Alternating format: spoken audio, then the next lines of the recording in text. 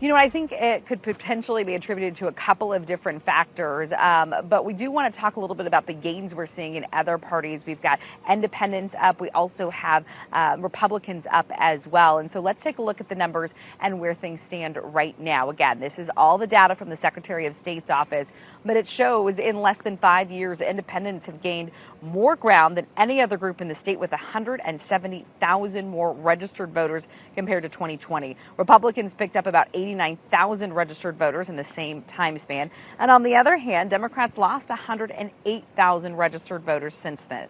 On top of all this, at least here in Arizona, the state Democratic Party doesn't have a permanent party chair right now. Earlier this year, rank and file Democrats voted to fire the chairman, Robert Branscombe, just about 6 months after he easily won the job. We talked to longtime Valley political consultant Paul Bentz about the decline in Democratic voter registration, and he believes one of the reasons has to do with Democrats not having a clear vision about what they stand for.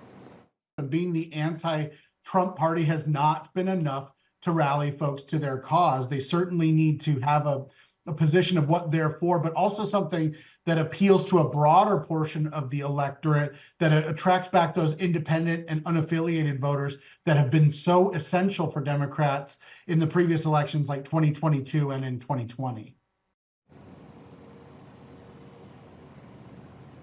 Bentz thinks if things stay the same, Democrats here in Arizona could see voter turnout levels fall to where we haven't seen them in about 10 plus years. But obviously a lot can happen between now and then, so only time will tell. But we're about 14 months away, guys, from the big midterm election here in the state. We know next year, the governor's office up for grabs, attorney general, secretary of state, just to name a few. So a lot of commercials coming your way, and obviously a lot of talk about trends and what's going on. Buckle up. It's going to be an interesting ride over the next 14 months. Oh, you got that right. Kylie, thank you.